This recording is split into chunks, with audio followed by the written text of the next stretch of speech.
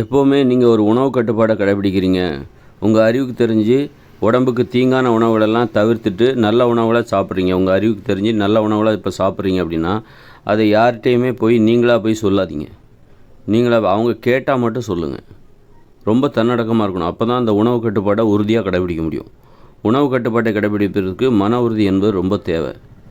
இந்த நீங்களாக போய் வாலண்டரியாக போய் யாருக்கும் அறிவுரை சொல்கிறதோ, நீங்களாக போய் யார்கிட்டையும் சொல்கிறது, இதெல்லாம் இந்த மற்றவங்கள மாற்றணும்னு நினைக்கிறது, இதில் நேரடியாக போய் யார்கிட்டையும் சொல்லிகிட்டு இருக்காதீங்க. நேரடியாக ஒரு நேரடி தொடர்பு உங்கள் நண்பர்கள் யார்கிட்டையும் போய் திணிக்கிற முயற்சி, உங்கள் கருத்தை அவங்ககிட்ட திணிக்கிற முயற்சி, அவங்கள மாற்றுற முயற்சி, அல்லது நீங்களாக போய் சொல்லி பெருமைப்பட்டுக்கிறது அல்லது விளம்பரப்படுத்துறது, அந்த மாதிரிலாம் இருக்கவே கூடாது. அப்போ உங்களால் தொடர்ந்து உணவு கட்டுப்பாட்டை கடைபிடிக்க முடியாது. உணவு கட்டுப்பாட்டை கடைபிடிப்பதில் உங்களுக்கு மன உறுதி இல்லாமல் போயிடும். அதனால் எப்போவுமே ரொம்ப தன்னடக்கமாக இருக்கணும். தன்னடக்கமாக இருந்து யாராவது கேட்டால் மட்டும் சொல்லுங்கள். அதில் சில நீங்களாக போய் எதையுமே சொல்லிகிட்டு இருக்கக்கூடாது. ரொம்ப அமைதியாக அதை கடைபிடிக்கணும். ஏன்னா அதுக்கு தேவை நீங்கள் உங்கள் மனசோட போராட வேண்டியிருக்கு. உணவு கட்டுப்பாடுங்கிற சாதாரண விஷயங்கள், அது ஒரு பெரிய போராட்டம். அதுக்கு ஒரு மன உறுதி தேவை. அதில் அது சலனம்லாம் இருக்கக்கூடாது. சலனம் இல்லாமல் ஒரு அமைதியான நீரோடை போல் அந்த உணவு கட்டுப்பாட்டை ரொம்ப அமைதியாக கடைபிடிக்கணும்.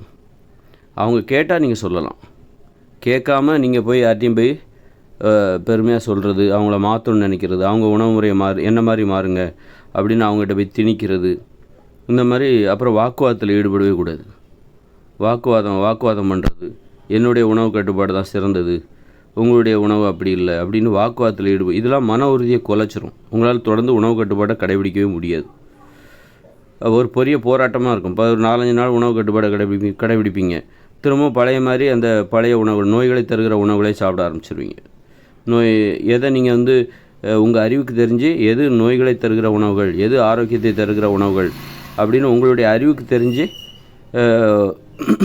ஒரு உணவுகள் இருக்குல்ல, அப்போ என்ன ஆகுனா இந்த மாதிரி வாக்குவாதத்தில் ஈடுபடுறது, நீங்களாக போய் வாலண்டரியாக ஒருத்தர் போய் சொல்கிறது, உங்கள் கருத்தை அவங்ககிட்ட திணிக்க முயற்சி பண்ணுறது, வாக்குவாதத்தில் இதெல்லாம் கடைசியில் என்ன ஆகுனா உணவு கட்டுப்பாட்டை கடைபிடிப்பதற்கான மன உறுதி என்பது உங்கள்கிட்டேருந்து கிடைக்காமல் போயிடும். உங்கள் மனசிட்டேருந்து அந்த ஒத்துழைப்பு கிடைக்காது. அதனால் உணவு கட்டுப்பாட்டை கடைபிடிப்பது ஒரு மிகப்பெரிய போராட்டம். உங்களுக்குள்ளே நீங்கள் போராட வேண்டியிருக்கு. நீங்கள் வெளியில் போய் போராடாதீங்க. நீங்கள் போராட வேண்டியது வெளியில் உள்ள ஆட்கள்கிட்ட இல்லை, உங்கள்கிட்டே போராட வேண்டியிருக்கு. போராடினா தான் அந்த உணவு கட்டுப்பாட்டை கடைபிடிக்க முடியும். அதனால் உணவு கட்டுப்பாட்டை கடைபிடிப்பதற்கு உங்களுக்கு எதிரி வெளியில் இல்லை, உங்களுக்குள்ளே இருக்காங்க. உங்கள் மனசு தான் உங்கள் உடம்புக்கிட்ட போராடணும். உங்கள் உடம்பு பலவீனமான ஒரு விஷயத்தை நோக்கி போயிட்டுருக்கோம். பலவீனமான உணவுகளை போய் தேடிகிட்டு இருக்கோம். அவங்களை அடிமைப்படுத்துகிற உணவுகள், நோய்களை தருகிற உணவுகள் எல்லாமே அடிமைப்படுத்தும். அது ரொம்ப வலிமையானது. அப்போ அதோட போராட வேண்டியிருக்கு. நீங்கள் வெளியில் உள்ள ஆட்கள்கிட்டையும் போராடுறீங்க, உங்களுக்குள்ளேயும் போராடுறீங்க. அப்படிங்கும்போது உங்களால் 2 இடத்துல போராட முடியாது. அதனால் வெளியில் உள்ள போராட்டத்தை முதல்ல நிறுத்துங்க. உங்களுக்குள்ளே மட்டுமே நீங்கள் போராடுங்க. அதனால் அதை எப்படி பண்ணுறது அப்படின்னா, யாராவது கேட்டால் மட்டும் சொல்லுங்கள். நீங்களாக போய் உங்கள் கருத்தை திணிக்கிறது, அவங்கள மாற்றணும்னு நினைக்கிறது, உங்கள் கருத்தை அவங்ககிட்ட சொல்கிறது, நீங்களாக போய் சொல்லாதீங்க. அவங்ககிட்ட வாக்குவாதத்திலையும் ஈடுபடாதீங்க. கொஞ்சம் தன்னடக்கமாகவே அமைதியாக இருந்தால் மட்டும்தான் ஒரு உணவு கட்டுப்பாட்டை தொடர்ந்து கடைபிடிக்க முடியும். ஏன்னா உணவு கட்டுப்பாட்டை கடைபிடிப்பதற்கு நமக்கு மன உறுதி, மனதின் ஒத்துழைப்பு என்பது நமக்கு தேவைப்படுகிறது. அது மாதிரி நீங்கள் நான் மது அருந்ததை விட்டுட்டேன், நான் சிகரெட் பிடிக்கிறத விட்டுட்டேன் அப்படின்னு சொல்லிட்டு நீங்களாக போய் யார்கிட்டையும் சொல்லிகிட்டு இருக்காதீங்க. போதைப்பொருள் ஹார்ன்ஸ் போடுறதை நான் நிறுத்திட்டேன், நான்வெஜ் சாப்பிட்றத நிறுத்திட்டேன் அப்படின்னு சொல்லிட்டு நீங்களாக போய் யார்கிட்டையும் சொல்லாதீங்க. நான் உடற்பயிற்சி செய்கிறேன் அப்படின்னு சொல்லிட்டு நீங்களாக போய் சொல்லாதீங்க. அவங்க கேட்டால் மட்டும் சொல்லுங்கள். அந்த மாதிரி அதில் ஒரு தன்னடக்கம் இருக்கிற மாதிரியும் பார்த்துக்கணும். அமைதியாக ஏன்னா உங்கள் உடம்பு நீங்கள் போராட வேண்டியிருக்கு. அதெல்லாம் போராட்டம், சாதாரண விஷயம் கிடையாது. உடற்பயிற்சி பண்ணுறதே, தினமும் உடற்பயிற்சி பண்ணுறதே அது ஒரு போராட்டம். எல்லாராலையும் பண்ண முடியல பாருங்கள். அப்போ நீங்கள் பண்ணுறீங்கன்னா அது சாதாரணமாக எல்லாராலும் பண்ண முடியும். ஒரு நடைப்பயிற்சி கூட அது ஒரு போராட்டம் தான். தினமும் பண்ணணும் அப்படிங்கிறது ஒரு மன வைராக்கியம் சார்ந்தது. அது எப்போவுமே வெளிப்படையாக நீங்கள் நடைப்பயிற்சி செய்கிறீங்க, அதை பார்க்குறாங்கல்ல, அதுவே நீங்கள் சொல்கிற மாதிரி தான். உங்கள் செயல் தான் பேசணுமே தவிர நீங்கள் சொல்லிகிட்டு இருக்கக்கூடாது. நீங்கள் செய்கிற செயல் இருக்குல்ல, வாழ்கிற வாழ்க்கை முறை, அது மற்றவங்களுக்கு தெரியும், மற்றவங்ககிட்ட அது பேசும். அதனால் நீங்கள் பேச வேண்டிய அவசியம் இல்லை, உங்கள் செயல்பாடே பேசும். உங்கள் செயல்பாடு தான் அங்கே பேசணும். அதை பார்த்துட்டு மற்றவங்க கேட்பாங்க. நீங்கள் உடற்பயிற்சி பண்ணுறீங்க, உணவு கட்டுப்பாட்டை கடைபிடிக்கிறீங்க, உங்கள் உணவு முறை வேறையாக இருக்குது, நீங்கள் உண்ணக்கூடாதுன்னு நினைக்கிற உணவுகளை மற்றவங்க கொடுக்கும்போது வேண்டான்னு சொல்கிறீங்க, அதுவே பேசும். நீங்கள் பேச வேண்டிய அவசியம் இல்லை. தனியாக இன்னும் கூடுதலாக நீங்கள் பேசணுங்கிற அவசியம் இல்லை. உங்களுடைய செயல்பாடு, உங்களுடைய உணவு கட்டுப்பாடு, உங்களுடைய வாழ்க்கை முறை இதுவே மற்றவங்ககிட்ட பேசும், மற்றவங்ககிட்ட வாதம் செய்யும். நீங்கள் உறுதியாக உங்கள் உணவு கட்டுப்பாட்டில் இருக்கும்போது மற்றவங்க உங்கள் உறுதியை வந்து பார்த்து வியந்து போவாங்க, உங்கள் உறுதியை வியந்து பார்ப்பாங்க. நாளடைவில் நீங்கள் ரொம்ப தொடர்ச்சியாக உறுதியாகவே இருக்கீங்கன்னா அவங்களே ஒத்துப்பாங்க. அவங்கள ஜெயிக்கிறது அதான், மற்றவங்களையும் ஜெயிச்சிடலாம். அதை விட்டுட்டு நீங்கள் வாக்குவாதத்தில் ஈடுபட்டிங்கன்னா என்றைக்குமே நீங்கள் ஜெயிக்க முடியாது. உங்கள் உணவு கட்டுப்பாடே உங்கள் மேலே உங்களுக்கு வந்து அதை தொடர்ந்து கடைபிடிப்பதில் உங்களுக்கு நம்பிக்கை இல்லாமல் விட்டுருவீங்க. அதனால் உணவு கட்டுப்பாடு என்பது ஒரு மிகப்பெரிய போராட்டம் நிறைந்த ஒரு செயல், சாதாரண விஷயமே கிடையாது. உங்களுக்குள்ளே தான் நீங்கள் போராடணுமே தவிர வெளியில் உள்ளவங்ககிட்ட போராடாதீங்க, வெளியில் உள்ளவங்ககிட்ட சண்டை போடாதீங்க. உங்களுக்குள்ளே தான் சண்டை போடணும். உங்களுக்குள்ளே இருக்கிற அந்த பலவீனமான உணவுகள், அதாவது உங்களை அடிமைப்படுத்துகிற நோய்களை தருகிற உணவுகள், அதுக்கிட்ட போய் சண்டை போடுங்க. மனிதர்களிடம் சண்டை போடாதீங்க. நோய்களை தருகிற உணவுகளை நான் சாப்பிட மாட்டேன், மது அருந்த மாட்டேன், சிகரெட் பிடிக்க மாட்டேன் அப்படின்னு அந்த சிகரெட்டு கூட சண்டை போடுங்க. அந்த மதுவில் உள்ள அந்த ஆர்வத்தின் மீது சண்டை போட்டு அதை வந்து வீழ்த்துங்க. மனிதர்கள்ட்ட ஜெயிச்சு நீங்கள் எந்த இதையும் மனிதர்கள்ட்ட போய் வாக்குவாதம் பண்ணி ஜெயிச்சு எதையுமே உங்களால் கடைபிடிக்க முடியாது. ஏன்னா இதெல்லாம் ரொம்ப முக்கியமான, இதெல்லாம் பின்பற்றினா மட்டும்தான் உணவு கட்டுப்பாடை உங்களால் கடைபிடிக்க முடியும். இல்லைன்னா நீங்கள் உங்களால் உணவு கட்டுப்பாடை கடைபிடிக்கவே முடியாது. ஏன்னா உணவு கட்டுப்பாடு என்பது மிக கடினமான செயல், சாதாரண விஷயமே கிடையாது. பெரும்பாலான மக்களால் அதை நினச்சி கூட பார்க்க முடியாது. அப்படி இருக்கும்போது அதை நினச்சி கூட அதெல்லாம் முடியாது, நம்மளாலலாம் முடியாதுப்பா அப்படிங்கிற மாதிரி தான் இருக்கும் அந்த மாதிரியான ஒரு செயல். அப்போது அந்த உணவு கட்டுப்பாடை கடைபிடிப்பதுக்கு மிகப்பெரிய மன உறுதி, கட்டுப்பாடு, நாவடக்கம், தன்னடக்கம் இதெல்லாம் ரொம்ப தேவை. இப்போ நீங்கள் சிகரெட் பிடிக்கக்கூடாது, மது அருந்தக்கூடாதுன்னு ஒரு கட்டுப்பாடை கடைபிடிக்கிறீங்க. இதுக்கு முன்னாடி குடிச்சிட்டு இருந்திருப்பீங்க, இதுக்கு முன்னாடி உங்களுக்கு அந்த பழக்கம் இருக்கும். இப்போ இனிமேல் அதை பண்ணக்கூடாது அப்படிங்கும்போது யாராவது மதுவை கொடுக்குறாங்க, உங்கள் நண்பர்கள் வந்து மது கொடுக்குறாங்க, அதாவது ஏதாவது விஸ்கி பிராண்டி ஏதாவது கொடுக்குறாங்க அப்படின்னா தன்மையோட இல்லை வேண்டாம் அப்படின்னு சொல்லி பணிவாக சொல்லிடணும். பணிவாக அமைதியாக சொல்லணும். அவங்க மனசு புண்படவே கூடாது. அந்த அளவுக்கு ஒரு சிகரெட்டாக இல்லை வேண்டாம் நான் விட்டுட்டேன் அப்படின்னு சொல்லிட்டு உறுதியாக சொல்லிடணும். அதில் வந்து மாறவே கூடாது.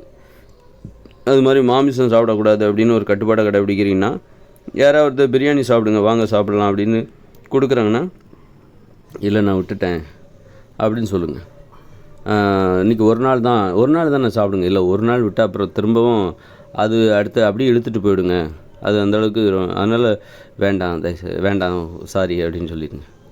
அது மாதிரி நீங்கள் கொடுக்குற உணவுகள் வந்து நீங்கள் சாப்பிட மாட்டீங்க, மற்றவங்களுக்கு நீங்கள் கொடுக்கலாமா? நீங்கள் சாப்பிடாத உணவுகளை மற்றவங்களுக்கு கொடுக்கலாமா? இப்போ வந்து நீங்கள் குடிக்கிறது இல்லைம்மா, இப்போ வந்து மதுபானம் நீங்கள் அருந்துவது கிடையாது, சரி உங்கள் நண்பர்களுக்கு நீங்கள் வாங்கி கொடுக்கலாமான்னா கொடுக்கக்கூடாது. உங்களுக்கு நல்லதுன்னு நினைக்கிறது தான் நீங்கள் மற்றவங்களுக்கு கொடுக்கணும். உங்களுக்கு தீங்குன்னு நினைக்கிறத மற்றவங்களுக்கு கொடுக்கவே கூடாது. இப்போ மாமிசம் சாப்பிடக்கூடாதுன்னு நீங்கள் ஒரு கட்டுப்பாடு கடைபிடிக்கிறீங்கன்னா மற்றவங்களுக்கு, உங்கள் நண்பர்களுக்கோ உங்கள் குடும்பத்தினருக்கோ மாமிசத்தை வாங்கி கொடுக்கக்கூடாது. நீங்கள் என்ன சாப்பிட்றீங்களோ அது தான் மற்றவங்களுக்கு கொடுக்கணும். உங்கள் உடம்புக்கு எது நல்லதோ அதுதான் நீங்கள் மற்றவங்களுக்கும் கொடுக்கணும். உங்கள் உடம்புக்கு தீங்குன்னு நினைக்கிறத மற்றவங்களுக்கு மட்டும் அதை கொடுக்குறீங்க அப்படின்னா உங்களால் உணவு கட்டுப்பாடு கடைபிடிக்க முடியாது. இந்த அளவுக்கு உணவு கட்டுப்பாடை கடைபிடிப்பதில் மிகப்பெரிய நுணுக்கங்கள் இருக்குது, நுட்பங்கள் இருக்குது. அந்த நுட்பங்களை தெரிஞ்சிக்காமல் நம்ம உணவு கட்டுப்பாடை தொடர்ந்து கடைபிடிக்கவே முடியாது. எப்படி நீங்கள் சாப்பிடக்கூடாதுன்னு நினைக்கிற உணவுகளை மற்றவங்க கொடுத்தா நீங்கள் வாங்க மாட்டீங்களோ அதே மாதிரி நீங்கள் சாப்பிடக்கூடாதுன்னு நினைக்கிற உணவுகளை மற்றவங்களுக்கும் வாங்கி கொடுக்காதீங்க. நீங்கள் சாக்லேட் சாப்பிடக்கூடாது அப்படின்னு நினைக்கிறீங்கன்னு வைங்க, அதை மற்றவங்களுக்கும் வாங்கி கொடுக்காதீங்க. அதெல்லாம் உங்களை பலவீனப்படுத்தும். அதனால் இல்லை வேண்டாம் அப்படின்னு சொல்லிவிடுங்க. அல்லது நீங்களே இல்லை அது மாதிரி மற்றவங்க கேட்டாங்கன்னா அந்த மாதிரி நீங்கள் என்ன சாப்பிடுவீங்க, ஊட்டச்சத்து நிறைந்த உணவு, காய்கறிகள், பழங்கன்னா அதைத்தான் நீங்கள் மற்றவங்களுக்கு வாங்கி கொடுக்கணும். அது உங்கள் குடும்பத்தினராக இருந்தாலும் சரி, உங்கள் பிள்ளைகளாக இருந்தாலும் சரி. அந்த அளவுக்கு மிகப்பெரிய போராட்டம் அது. ஒரு குடும்பத்தில் இருந்துக்கிட்டு ஒரு பிள்ளைகளோட அம்மா ஒரு குடும்பமாக வாழ்ந்துகிட்டு இருக்கும்போது அப்போது இது ரொம்ப பெரிய கஷ்டமான ஒரு விஷயம். அப்படின்னா இப்போ இந்த பெண்கள் இருக்காங்க, அவங்க வந்து மற்றவங்களுக்காக சமைச்சு போடுற வேலை, வீட்டில் பார்த்துட்டு சமைத்து கொடுக்குற வேலை பெரும்பாலும் பெண்களுடையதாக இருக்குது. அப்போ அவங்களெல்லாம் உணவு கட்டுப்பாடை கடைபிடிக்கிறது ரொம்ப ரொம்ப கஷ்டம். எல்லாருக்கும் தேவையான உணவை அவங்க சமைச்சு போடும்போது இவங்களுக்குன்னு ஒரு தனி உணவு, மற்றவங்க சாப்பிட்ற உணவை இவங்க தயாரித்து கொடுக்குறாங்கன்னா இவங்களாலெல்லாம் ஒரு மன உறுதியோடு அந்த உணவு கட்டுப்பாடை கடைபிடிக்கவே முடியாது. அதனால தான் உணவு கட்டுப்பாடை கடைபிடிக்கணும்னா அவங்கவுங்க உணவை அவங்கவுங்களே சமைக்கணும். இப்போ வந்து பெண்கள் எல்லாம் பெரும்பாலும் வீட்டில் உள்ள உணவு சமைக்கிற பொறுப்பு பெண்கள்கிட்ட இருக்குது. அப்படி இருக்கும்போது அவங்க என்ன பண்ணுவாங்க, இப்போ ஒரு பெண்கள் வந்து நான் இனிமேல் வந்து மாமிசம் சாப்பிட மாட்டேன், டீ குடிக்க மாட்டேன், அல்லது சாக்லேட்லாம் சாப்பிட மாட்டேன் அப்படின்னு ஒரு கட்டுப்பாடு கடைப்பிடிக்கிறாங்கன்னு வச்சுங்க. ஆனால் அவங்க என்ன பண்ணுவாங்க, அவங்களுக்கு 2 பசங்க இருக்காங்க, அவங்களுக்கு ஒரு கணவர் அப்படிலாம் இருக்காங்க. அப்போ அவங்களுக்கு தான் இவங்க தான் சமைச்சு கொடுக்கணும் அப்படிங்கும்போது, இவங்க தான் சமைக்கிற பொறுப்பு எல்லாமே. அப்படிங்கும்போது மற்றவங்களுக்காக அவங்க என்ன சாப்பிடுவாங்களோ அது தான் இவங்க சமைச்சு கொடுப்பாங்க. இவங்க சாப்பிட்றத மற்றவங்க ஏற்றுக்க மாட்டாங்க. அப்போது இப்படிப்பட்ட சூழ்நிலையில் இருக்கிற ஒரு பெண்ணால் கண்டிப்பாக உணவு கட்டுப்பாடை கடைபிடிக்கவே முடியாது. அப்போ அதுக்கு என்ன தான் தீர்வுன்னா, 8 வயசுக்கு மேலே அவங்கவுங்க உணவை அவங்கவுங்களே சமைக்கணும். ஒரு பெண் வந்து தன்னுடைய தனக்குன்னு என்ன உணவு சரின்னு தோணுதோ அதுதான் தனது பிள்ளைகளுக்கு கொடுக்கணும். தனது பிள்ளைகளுக்கு என்ன உணவு 8 வயசுக்கு உட்பட்ட பெண்களுக்கு ஒரு பெண் வந்து சமைச்சு கொடுக்கலாம். 8 வயசு ஆகிடுச்சுன்னா அதுக்கு பிறகு அந்த குழந்தைகள் தான் தங்களுடைய உணவை தாங்களே சமைத்து கொள்ளணும். அப்போ சமைத்து கொடுக்குற எப்படி சமைப்பது என்பதை ஒரு தாய் வந்து சின்ன குழந்தைகளுக்கு கற்றுக் கொடுக்கணும். அதுதான் வந்து குழந்தை வளர்ப்பின் ரகசியம். அப்போ குழந்தைகளுக்கு நீ எப்படி சமைக்கணும், உன்னுடைய ஆடைகளை நீ எப்படி துவைக்கணும், உன்னுடைய ரூமை எப்படி சுத்தமாக வச்சுக்கணும், இதை 8 வருஷம் கற்றுக் கொடுத்துடணும். கற்றுக் கொடுத்துட்டா 8 வயசுக்கு அப்புறம் அந்த குழந்தைகள் அவங்களாவே சமைச்சுப்பாங்க, அவங்களாவே துணி துவைச்சுப்பாங்க, அவங்களாவே அவங்களுடைய அறையை தூய்மை செய்து கொள்வார்கள். அப்படி இருக்கும்போது ஒரு தாய் தனது 8 வயசுக்கு உட்பட்ட குழந்தைகளுக்கு அந்த தாயே சமைச்சு கொடுக்கும்போது, அந்த தாய் ஒருவேளை உணவு கட்டுப்பாட்டை கடைபிடிக்கிறாங்கன்னா அவங்களுக்கு எது நல்லதுன்னு சொல்லிட்டு அந்த தாய் சாப்பிட்டுக்கிட்டு இருக்காங்களோ அந்த உணவுகளை தான் தனது பிள்ளைகளுக்கு கொடுக்கணும். அப்புறம் அந்த 8 வயசுக்கு அப்புறம் அந்த பிள்ளைகள் வந்து அவங்க என்ன உணவு சாப்பிட்றாங்கிறது அவங்களுடைய விருப்பம் சார்ந்தது. இந்த மாதிரி தான் வந்து உணவு கட்டுப்பாட்டை கடைபிடிக்கிறது ரொம்ப சவால் நிறைந்தது. பெண்களுக்கு இது மிகப்பெரிய சவால். ஒரு ஆண் கூட எனக்கு இது பிடிக்கும், இது பிடிக்காது, நான் அந்த மாதிரி உணவு கட்டுப்பாடு இருக்குது அப்படிங்கும்போது அவன் தனித்து சுதந்திரமாக கடைபிடிப்பது, ஒரு உணவு கட்டுப்பாட்டை கடைபிடிப்பது அந்த ஆணுக்கு மிக எளிது. ஆனால் பெண்களுக்கு அதில் நிறைய சவால் இருக்குது. ஏன்னா நாம் என்ன உணவு சாப்பிட்றோமோ அதுதான் மற்றவங்களுக்கு கொடுக்கணும். அப்படிங்கும்போது ஒரு உணவு கட்டுப்பாட்டை கடைபிடிப்பது என்பது பிறருக்கு சமைச்சு போடுற ஒரு வழக்கம். வீட்டில் வந்து சமைச்சு அனைவருக்குமான உணவையும் சமைக்கிற அந்த பொறுப்பை ஏற்றுக்கொண்டிருக்கிற ஒரு பெண்களால் அந்த உணவு கட்டுப்பாட்டை கடைபிடிப்பது ரொம்ப கஷ்டம். ஏன்னா நாம் சாப்பிட்றது தான் மற்றவங்களுக்கு கொடுக்கணும். உணவு கட்டுப்பாட்டை கடைபிடிக்கிற ஒரு பெண்ணால் எப்படி அந்த பெண் வந்து காய்கறிகள், பழங்கள், கீரைகள், கிழங்குகளை தான் சாப்பிட்றாங்க, மாமிசம் சாப்பிட்றதில்ல அப்படின்னா, அப்போ அந்த வீட்டில் உள்ளவங்களும் அதே தான் சாப்பிடணும்னு சொல்லி அந்த அம்மா சமைச்சு கொடுக்கவும் முடியாது. அவங்கவுங்க உணவை அதனால தான் உணவு கட்டுப்பாடு என்பது எப்போ சாத்தியம்னா, மற்றவங்களுக்காக நீங்கள் சமைச்சு கொடுக்காதீங்க, அவங்கவுங்க உணவை அவங்கவுங்களே சமைச்சிக்கணும். பிறருக்கு நீங்கள் உணவை சமைத்து கொடுக்குற ஒரு அடிமையாக இருக்கவே கூடாது. அப்போ தான் உங்களால் உங்கள் நம்பிக்கைப்படி உங்களுடைய உணவு கட்டுப்பாட்டை உங்களால் உறுதியாக கடைபிடிக்க முடியும்.